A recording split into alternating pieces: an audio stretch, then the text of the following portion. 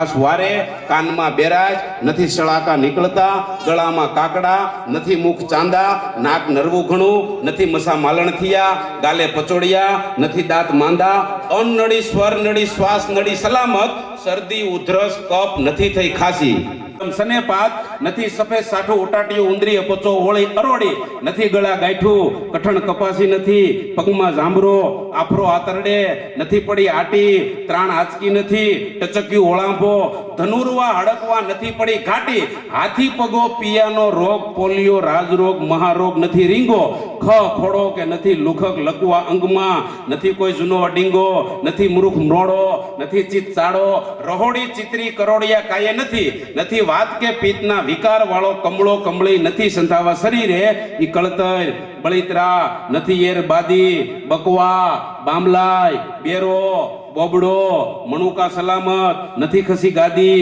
હૈયામાં આવ્યો નથી, એક પણ હુમલો સલામત ફેફસા નથી, ફેરવાયું સુખમું શરીર ઘણું રણમલ સતણ બાપ નાયડુમાં ઘણી છે નરવાયું. તો દિલનો દિલાસો દવ એટલો દ્વારકા નાથ ઘણો દયાળો, કહે કવિ લાખન લાખણ સિવાય ગઢવી, કહે કવિ લાખન સુન રણમલ સતણ બાપ, ભાંગે કોઈ દર્દ તો સુખ ભાળું, ભાંગે કોઈ દર્દ તો સુખ ભાળું. પણ વાત સાહેબ મિત્રની કરવી છે, કૃષ્ણ પરમાત્માની કરવી છે સાહેબ, કારણ કે જગતના પટમાં તે ખેલ ખેલી ગયો, રોયો નથી, નાચ્યો ભીમો ખેલ ખેલી ગયો પણ રોયો નથી. હા, 2 વખત રોયો છે. કૃષ્ણ પરમાત્મા એના જીવનની માલિકોર મેં વાંચ્યું છે ત્યાં સુધી કૃષ્ણ પરમાત્મા સાહેબ 2 વખત રોયો છે. એક વખત માં દેવકીએ ભાણું પીરસ્યું અને ભેરે ભાણેથી એ અખિલ બ્રહ્માંડનો માલિક જેથી માઠ માથે વિયો ગયો, એ બોર જેવડા આહુડા પાડતો માઠ માથે વિયો ગયો અને તેદી દેવકીએ ઉદ્ધવને બોલાવીને એટલું કીધું, ઉદ્ધવ તપાસ કરો, મારો કૃષ્ણ કોઈ દી રોવે નહીં, આજ ભેરે ભાણેથી કેમ ઊભો થઈને માઠ માથે વિયો ગયો, માનું શું દુઃખ લાગ્યું, તપાસ કરો. અને કૃષ્ણમાં ઉદ્ધવ એ કૃષ્ણ પાસે ગયા અને બોર જેવડા આહુડા પાડતો તો પણ ગોકુળ કોઈની બાળી ઉઘાડી અને એ અખિલ બ્રહ્માંડનો માલિક આમ હિપકા ભરતો તો અને તઈ ઉદ્ધવે કીધું, એ 14 ભુવનના નાથ બાપ રોવા બેઠો, તું તો બીજાને છાના રાખવા વાળો, તું તો બીજાના આહુડા લોવા વાળો, આજ તારી આંખની માલિકો આહુડા આવે ને તો પ્રલય થાય, વાત કરી માનું હું દુઃખ લાગ્યું. અને તેથી કૃષ્ણએ એટલું કીધું કે ઉદ્ધવ મને માનું દુઃખ નથી લાગ્યું, તો કે મા દેવકીને કેજે મારા ભાણાની માલિકો કોઈ દી ગોરસ નો પીરશે, હે કે મા દેવકીને કેજે મારા ભાણાની માલિકો કોઈ દી દહીં નો પીરશે, કે કેમ કે ગોરહની માલિકો મને મારી જશોદા દેખાય, ગોરહની માલિકો રોતો મારો નંદ બાવા દેખાય. ઉદ્ધવ માને કેજે ભાણાની માલિકો કોઈ દી ગોરસ નો પીરશે, ગોરહની માલિક હોય મન મારું ગોકુળ દેખાય, મારા ગોવાળિયા દેખાય, મારી ગાયો દેખાય. ઉદ્ધવ માને કહીએ ભાણાની માલિક હોય કોઈ દી ગોરસ નો પીરશે. અને કૃષ્ણએ સાહેબ કોઈ દી ગોકુળની યાદમાં કોઈ દી દહીં નહોતું ખાધું ગોકુળ છોડ્યા પછી, અને એક કોઈ દી વાહળી નહોતું કાઢ્યું. બરોબર આમ અક્રૂરના રથમાં બેહી અને કૃષ્ણ ગોકુળ માંથી આમ નીકળ્યા, આખું ગોકુળ વલોપાત કરતું હતું, આખું ગોકુળ સાહેબ કૃષ્ણને આમ આમ પ્રાર્થના કરતું હતું કે કૃષ્ણ પાછો વળ જામા, કૃષ્ણ પાછો વળ જામા. એ આખું ગોકુળ વલોપાત કરતું હતું. અને રાધાજી આમ રમણ રેતીની માલિકો સાહેબ ઝાડવાનો ટેકો લઈ અને બેહી ગયા હતા, એને મોઢાની રેખા નહોતી બેઠી. કોઈ ગોપીએ કીધું કે રાધા કૃષ્ણ ગોકુળ છોડીને જાય છે, તને કઈ થતું નથી કે નહીં? કાંઈ થતું નથી, મને કાંઈ થતું નથી, પણ તું તપાસ તો કર, તું એને સમજાય, કદાચ તારાથી કૃષ્ણ રોકાઈ જાય, હે કે કદાચ તું એને સમજાય તારાથી કૃષ્ણ રોકાઈ જાય. અને તેદી રાધાજી એટલું કીધું તું, હું તમને કેમ સમજાવું, જે માં જશોદાનો પ્રેમ નો રોકી શક્યો તો એમાં રાધાના પ્રેમની શું તાકાત છે, એમાં મારે શું કામ એમાં એ ખોટો અબજનો ધણી થવો જોઈએ, એ નો રોકાય. અને તેથી કૃષ્ણ રથમાંથી ઠેકડો મારી અને રાધા પાસે ગયા. એ રમણ રેતીની માલિક હોય એક સ્વરૂપ રાધાજીમાં હમાયું. તેદીથી રાધા રમણ બે એક થયા અને કડેથી વાહળી કાઢી અને રાધાના શરણની માલિકોએ વાહળી મૂકી દીધી. તે દિવસથી આજ ઘડી સુધી કૃષ્ણએ કોઈ દી ભાણામાં ગોરસ નહોતું ખાધું અને કોઈ દી વાહળી નહોતી વગાડી. બે વસ્તુ ગોકુળની યાદમાં સાહેબ એ તજી દીધી હતી. એક દિવસ તેદી રોયો હતો અને એક દિવસ પોરબંદરનો બ્રાહ્મણ સાહેબ જેથી દ્વારકા દેવળે આવીને ઉભો રહ્યો. પોરબંદરનો બ્રાહ્મણ જેથી દ્વારકાના દેવળે આવી અને ઉભો રહ્યો. કૃષ્ણ રાજમહેલની માલિકો તૈયાર થતા હતા. 4-5 યાદવો તેડવા આવેલા અને એમાં દ્વારપાલે આવીને એટલું કીધું કે માફ કરજો મહારાજ, આંગણે આવેલના સમાચાર તમારા કાન સુધી પહોંચાડવા એ મારી ફરજમાં આવે. એટલે કહું છું કે દ્વારકાના દેવળે એક હાઈટકાનો માળો આવ્યો છે અને કહે છે કે હું કૃષ્ણનો મિત્ર છું. તમારા રાજમાં તમારી સત્તામાં લોકો એટલા બધા ધાન ધાન્યથી સુખી છે કે દારિદ્રતાને કે રહેવાનું ઠેકાણું નથી જડતું. એટલે ખુદ દારિદ્રતા એક પુરુષનું રૂપ ધારણ કરીને આવી હોય ને એમ એક હાઈટકાન માળો આવ્યો છે ને કહે છે કે હું કૃષ્ણનો મિત્ર છું. એક યાદવે કીધું ક્યાંનો છે એ ખબર નથી, કેવો છે કે એ ખબર નથી. કે ભલામણા દ્વારકાના જાપે કેટલા વર્ષ ત્યાં નોકરી કરસ? કે નોકરી કરતા કરતા ધોળા આવી ગયા. હે કે નોકરી કરતા કરતા ધોળા આવી ગયા. કે હું તને એ જ કહું છું કે આવડી મોટી નોકરીમાં તું એટલો અનુભવ નથી કેળવી શીખો કયા પ્રાંતનો વ્યક્તિ છે. એની બોલવાની ઢબ, એની ઉભાની કડકાઈ, એનો પહેરવે ન ખબર પડે આ પ્રાંતનો જ વ્યક્તિ છે. અને તઈ દ્વારપાલે કીધું માફ કરજો મહારાજ, નજીક તો કહી દઉં પણ એક ગાઉન પલ્લા ઉપર હોય ને ત્યાંથી કહી દઉં આ મલકનો જ વ્યક્તિ છે, આ પ્રાંતનો જ વ્યક્તિ છે, આ રાજ્યનો જ વ્યક્તિ છે. આ તો નજીક આવ્યો ને તોય નથી ઓળખતો. કે કેમ? કે મહારાજ માથે કાંઈ બાંધ્યું નથી. જો માથે લાલ મેલખાયું હોત ને તોય કહી દેત કે ઓખાન ભોપો છે. થોડો મેલખાયું પહેર્યું હોત તોય કહી દેત કે બારાડીનો હોરઠિયો આયર છે. સાફો બાંધ્યો હોત તોય કહી દેત કે બરડાનો મેર છે. પાઘડી બાંધી હોત તોય કહી દેત કે ઝાલાવાડી પાઘડી છે, રાજસ્થાનની પાઘડી છે, કાઠિયાવાડી પાઘડી. ઉગાડું માથું, કાંઈ બાંધ્યું નથી. અને મહારાજ ગાંઠું વાળેલો એનો કસોટો, કસોટામાં એટલી બધી ગાંઠું વાળી છે કે ધોતિયા જેવું નામ નથી. જો ધોતિયું પહેર્યું હોત ને તો ધોતિયા ઉપરથી કહી દે કે અતીતનું છે, સાધુનું છે, બ્રાહ્મણનું છે, છૂટછેડાનું છે, કે ગોહિલવાડની કાસડી છે કે રાજસ્થાનની કાસડી. કસોટો વાળ્યો છે. અને મહારાજ પગમાંય નહીં પગરખા. જો પગમાં પગરખા પહેર્યા હોત ને તો પગરખા ઉપરથી કહી દે કે ઓખાઈ પગરખું છે, ઝાલાવાડી મોજડી છે, રાજસ્થાનની મોજડી. ઉઘાડા પગ. અને તઈ એક વ્યક્તિએ કીધું કે ભલામણા માણાનો વળોટ એમ કહી દે કે આ પ્રાંતનો વ્યક્તિ છે. અને તઈ કીધું કે શરીરે સુકાણા એના આખડિયુંના તેજ તો હરાણા. વળોટની ક્યાં કરશો? 18 અંગ વાકા છે ને હાઈટકન માળો છે. તઈ કૃષ્ણએ કીધું એ બધું મૂક, પેલા કે એને કઈ નામ દીધું? હે એને કઈ નામ દીધું? કે હા. કે શું?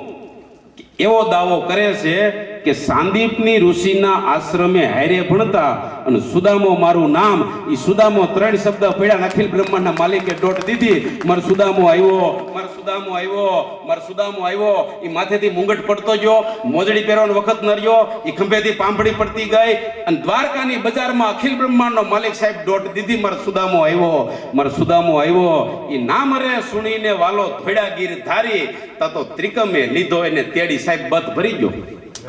14 ભુવનનો નાથ ઈ સુદામાને બત ભરી ગયો. પણ એવી બત ભરી હતી કે આકાશની માલિકો દેવતાઓ વિચાર કરતા હતા કે સુદામાના 184 ના ફેરાન ભાંગીને ભૂકો કરવા હોય તો એક ઘડી વાર લાગે. આવી બત ભરી પણ ન સુદામા બોલી હૈગા કે ન કૃષ્ણ બોલી હૈગા. સાહેબ બેયના અહીંયા ડુમા ભરાઈ ગયા. તઈ કૃષ્ણએ કીધું અરે સુદામા, આટલી બધી પરિસ્થિતિએ પહોંચી ગયો તોય તે મને વાત ન કરી? આટલી પરિસ્થિતિએ પહોંચી ગયો તોય તે સમાચાર ન મોકલા? પણ સુદામાના મોઢાની માલિકોથી એક શબ્દ નથી નીકળતો. અને તઈ કૃષ્ણએ સુદામાનો એક હાથ પોતાને કડે લીધો અને પોતાનો એક હાથ એ સુદામાને કડે રાખ્યો અને સુદામાનો બીજો હાથ અખિલ બ્રહ્માંડના માલિકે પોતાને ખંભે લીધો અને ધીરે ધીરે ડગલા ભરાવતો ભરાવતો ભરાવતો ભરાવતો ભરાવતો એ 14 ભુવનનો નાથ એ રાજના પટાંગણની માલિકો લાવ્યો. પણ 8 પટરાણીઓ જરૂખે ઊભી થયું. આઠેય પટરાણીઓ એકબીજાને ઈશારા કરતી હતી. સદભામાં રૂક્ષ્મણીને પૂછતા હતા બેના કોણ છે. રૂક્ષ્મણી કાલિંદીને પૂછતા હતા બેના કોણ છે. કાલિંદી નાગજીતીને પૂછતા હતા બેન વાત તો કર્યા છે કોણ. તે નાગજીતીએ કીધું તું કે કોણ છે એની ખબર નથી પણ એક વાત પાકી છે. કોણ છે એની ખબર નથી પણ એક વાત પાકી છે કે જેણે કરોડો જન્મના પૂન ભેળા કર્યા છે ને તો અખિલ બ્રહ્માંડનો માલિક એને ટેકો દઈને હાલ્યો જાય છે. કોણ છે એની ખબર નથી. જન્મો જન્મની જેણે પૂંજી ભેળી કરી છે તે 14 ભુવનનો નાથ આજે ટેકો દઈ અને હાલ્યો જાય છે. ઈ રાજમહેલની માલિકો લાવ્યા, સિંહાસનમાંથી બેહાર્યો અને તઈ કૃષ્ણએ કીધું રૂક્ષ્મણી, સદભામા, કાલિંદી, નાગજીતી તમે હું ઊભા છો પ્રભુ હું કયો છો કે ત્રાંબા કુંડિયા લઈ આવો, ગરમ જળ લઈ આવો, સુગંધી દ્રવ્યો લઈ આવો, કોરા વસ્ત્રો લઈ આવો. કે કેમ કે મારો મિત્ર ઘણો પલ્લો કાપીને આવ્યો છે, એને નવડાવી ધોવડાવી અને એનો ઠાક દૂર કરવો. અને આઠેય પટરાણીઓ આમ ઝરૂખે સાહેબ દોટ દીધી એ ત્રાંબા કુંડિયા લઈ આવવા માટે, ગરમ જળ લઈ આવવા માટે, સુગંધી દ્રવ્યો લઈ આવવા માટે. અને અહીંયા કૃષ્ણ અને સુદામા એ નાનપણની વાતો એ મંડાણા સાહેબ, પણ એ વાતો કરતા જાય. ઈ કૃષ્ણ ઈ પોતાની આંખની મલકોરથી આહુડા પડતા જાય અને ઈ આહુડા સુદામાના પગને સાહેબ ધોતા હતા. ઈ ખંભેથી પાંભડી લઈ અને સુદામાના પગને પાંભડીથી સાફ કરતા હતા. પણ પાંભડીથી પગ સાફ કરતા કરતા એક જૂની વાડીનો કાંટો સાહેબ સુદામાના પગમાં આમ લાગ્યો, આમ ભરાણો, ઈ પાંભડીમાં ભરાણો. અને અખિલ બ્રહ્માંડનો માલિક એ કાંટો કાઢવાની કોશિશ કરી સાહેબ. કાંટો નીકળતો નહોતો. જેમ કાઢવા જાય એમ મહરાતો હતો, જેમ કાઢવા જાય એમ મહરાતો હતો. કાંટો નીકળતો નહોતો. અને તઈ 14 ભુવનના નાથે વિચાર કર્યો આ કાંટો આમ નહીં નીકળે.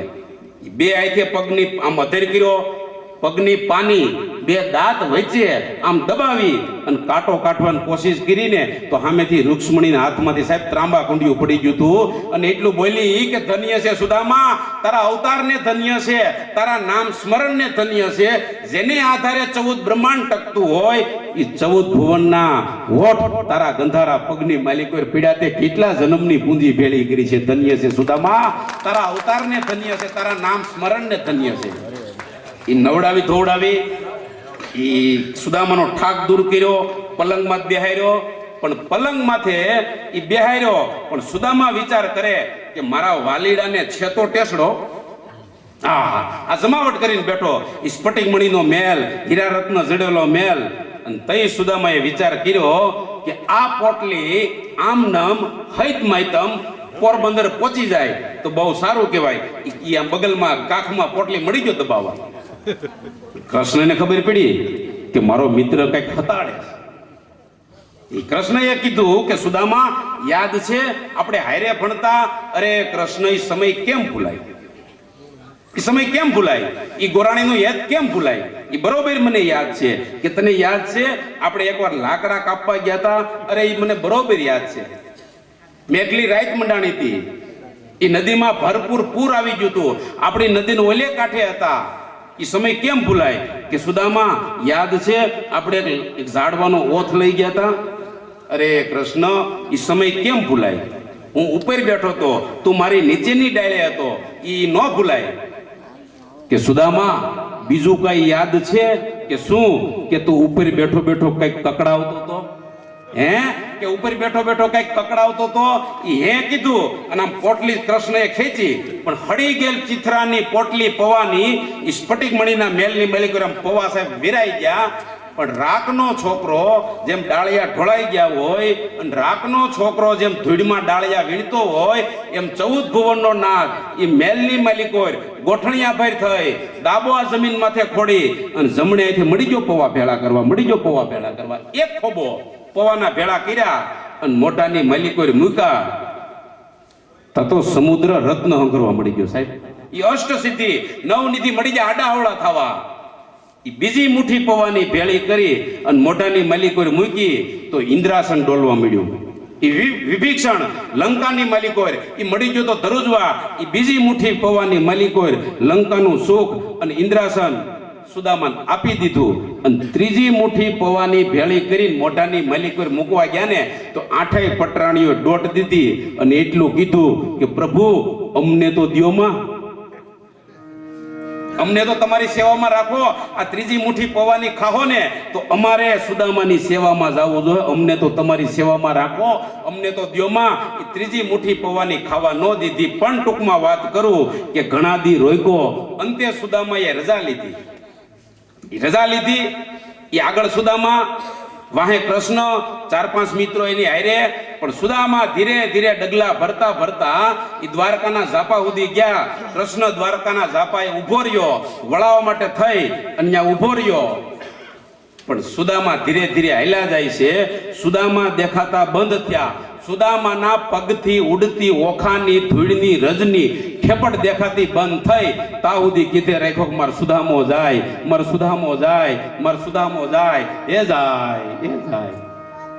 બોરબોર જેવડા તેથી આહુડા પાડતા પાડતા એ સુદામાને અખિલ બ્રહ્માંડના માલિકે સાહેબ વિદાય દીધી. પણ કોઈએ પ્રશ્ન કર્યો કે કૃષ્ણ ઈ તો બધું ઠીક, પણ આવ્યો તો ગરીબ બ્રાહ્મણ હતો, એને ક્યાં ખબર હતી તારે એટલી બધી જમાવટ છે, એટલે તો હાલીને આવ્યો તો, એને કઈ ખબર નહોતી તારે એટલી બધી જમાવટ છે. ખોનાની નગરીનો નાથ થઈ અને પાછો હાલીને મોકલો, કઈ વાહનની વ્યવસ્થા ન કરી દીધી. અને તઈ કૃષ્ણએ કીધું કે તમારી વાત સાચી, વાહનની વ્યવસ્થા કરી દઉં, મારામાં એવી ત્રેવડ છે. ખોનાની પાલખીમાં રૂનો પોલ કરી સુદામાને બેહારી અને એક પણ થડકો ન લાગે ઈ પેલા પોરબંદર પહોંચાડી દઉં એટલી મારામાં ત્રેવડ હતી. પણ મારે એને હકવવો હતો, કે મારે એને હકવવો હતો. કે કેમ? કે સુદામા એટલો બધો પવિત્ર બ્રાહ્મણ હતો કે જ્યાં જ્યાં એના ડગલા પડશે ને તો સ્વર્ગને ધરતી માથે ઉતરવું પડશે. તો મારે દ્વારકાથી પોરબંદરની ધરતીને સ્વર્ગ બનાવી દેવી હતી, એટલે મારે એને હકવવો હતો. કોઈ બીજો પ્રશ્ન કર્યો કે એ બધું ઠીક, હાલો એ તો બધું ઠીક, પણ એને ખાલી એટલું કહી દીધું હોત તો કે સુદામા તમે દ્વારકા રોકાણા તો ઘરની ચિંતા જરાય ન કરતા, રથના રથ ભરાય અને પોરબંદર પહોંચી ગયા છે. ટાટી જહાં નોતી તહાં કંચન કે મેલ, બાટી જહાં નોતી તહાં બડે બડે ગજરાજ. જ્યાં રેવા ટાટું નહોતું ત્યાં આમદાની ખડકાઈ ગઈ છે અને બાંધવા બકરું નહોતું ત્યાં હાથી ઝૂલવા મળ્યા. આટલું ખાલી કહી દીધું હોત તો પોરહમત પહોંચી જાત, એ હરખમત પોરબંદર પહોંચી જાત.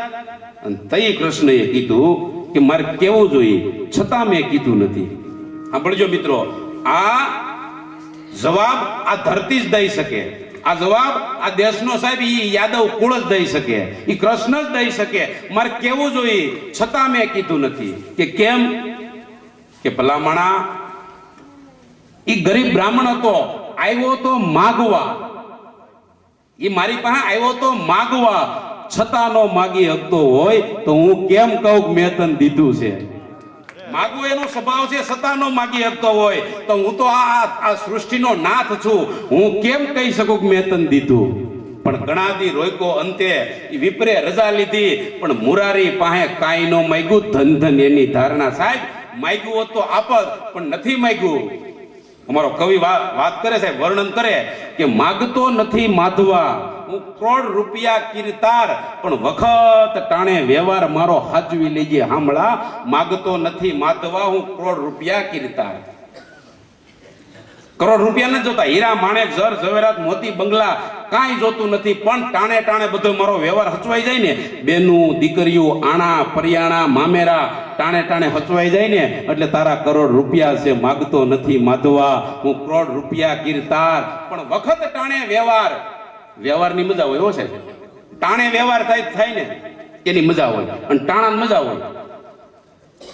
બેનની ઘીરે પ્રસંગ હોય સાહેબ, અને ગરીબ ભાઈ હોય, કાંધિયેથી પિત્તળની કાથરોટ ઉતારી કહારણ ઉજળી કરી અને ફાટેલ પછેડીમાં ભાઈ બેનની ત્યાં મામેરું લઈને જાય ને સાહેબ, તો આમ લાખો રૂપિયાની કરોડો રૂપિયાની ગાડી લઈને આવ્યા હોય ને, ઈ નજરમાં ન હોય એટલી ઓલી પિત્તળની કાથરોટ નજરમાં હોય. શું કામ? કે મારો ભાઈ લાવ્યો છે, મારો મામેરિયો લાવ્યો છે.